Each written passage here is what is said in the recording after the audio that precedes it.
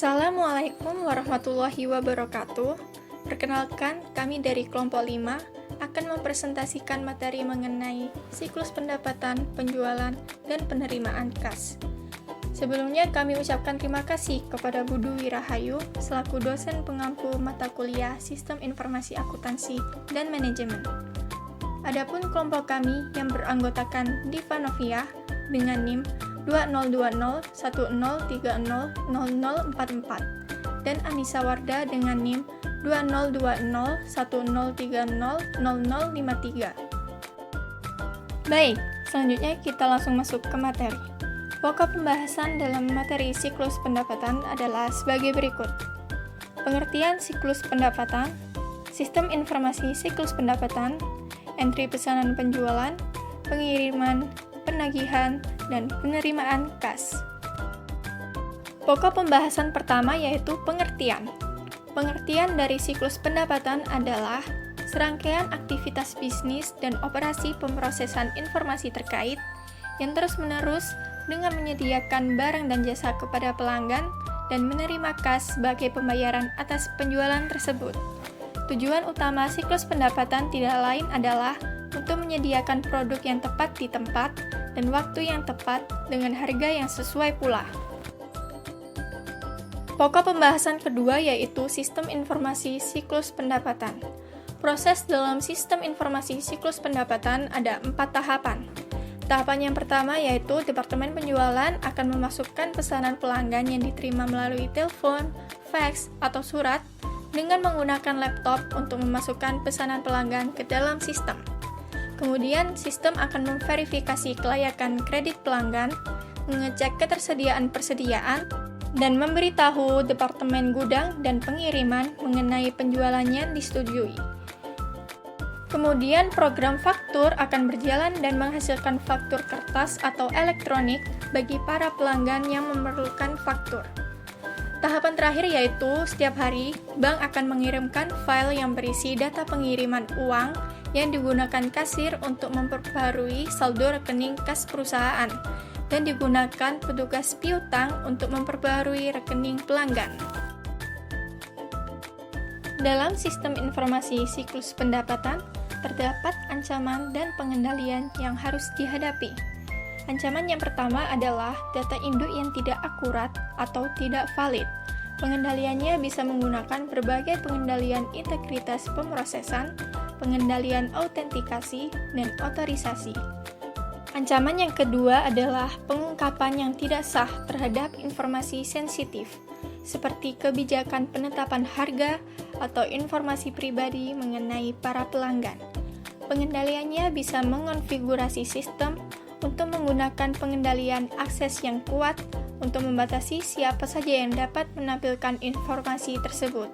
Ancaman yang ketiga adalah kekhawatiran akan kehilangan atau kehancuran data induk. Pengendaliannya bisa menggunakan backup dan prosedur pemulihan data. Dalam siklus pendapatan, terdapat 4 aktivitas dasar. Yang pertama adalah entry pesanan penjualan, yang kedua pengiriman, yang ketiga penagihan, dan yang keempat penerimaan kas. Aktivitas yang pertama adalah entry pesanan penjualan. Dalam entry pesanan penjualan terdapat 4 tahapan. Sesuai dengan diagram arus data entry pesanan penjualan di samping, tahapan yang pertama adalah mengambil pesanan pelanggan. Yang kedua adalah mengecek dan menyetujui kredit pelanggan. Yang ketiga, mengecek ketersediaan persediaan. Dan yang terakhir, merespon permintaan pelanggan. Tahapan pertama dalam entry pesanan penjualan yaitu mengambil pesanan pelanggan.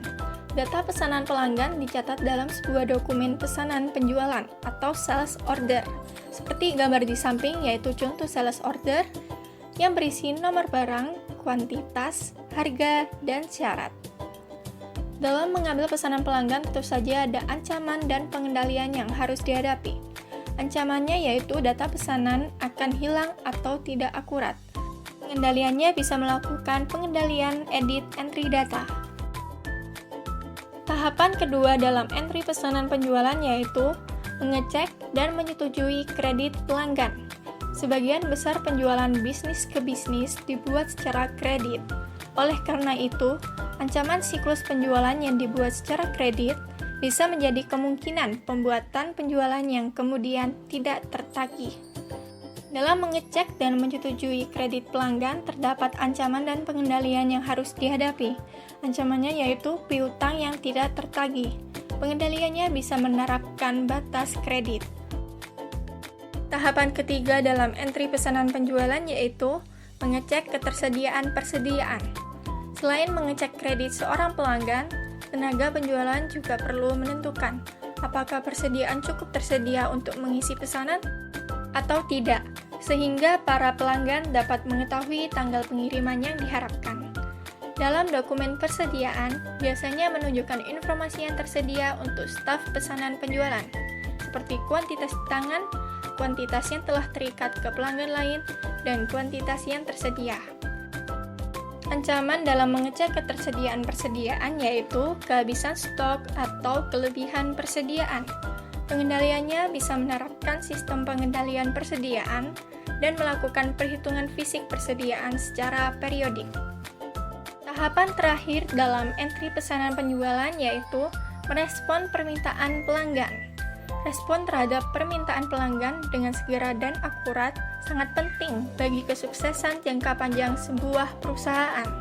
Tujuannya adalah untuk mempertahankan pelanggan.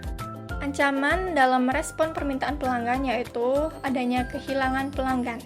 Pengendaliannya bisa melakukan evaluasi yang tepat atas peningkatan layanan pelanggan. Kemudian, aktivitas kedua dalam siklus pendapatan yaitu pengiriman. Dalam proses pengiriman, terdapat dua tahapan. Sesuai dengan diagram arus data pengiriman di samping, yang pertama adalah mengambil dan mengepak pesanan. Yang kedua adalah mengirim pesanan. Tahapan pertama dalam proses pengiriman adalah mengambil dan mengepak pesanan. Kartu pengambilan yang dibuat oleh proses entry pesanan penjualan akan memicu proses pengambilan dan pengepakan. Tahapan kedua adalah mengirim pesanan. Jadi setelah pesanan diambil dan dikemas, pesanan akan langsung dikeluarkan dari gudang dan segera dikirimkan ke pelanggan. Baik, materi selanjutnya akan dilanjutkan oleh rekan saya, Diva Novia.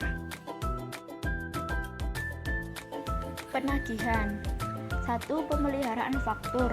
Dokumen yang dibutuhkan yaitu faktur penjualan, guna memberitahu pelanggan mengenai jumlah yang harus dibayar dan kemana harus mengirimkan pembayaran.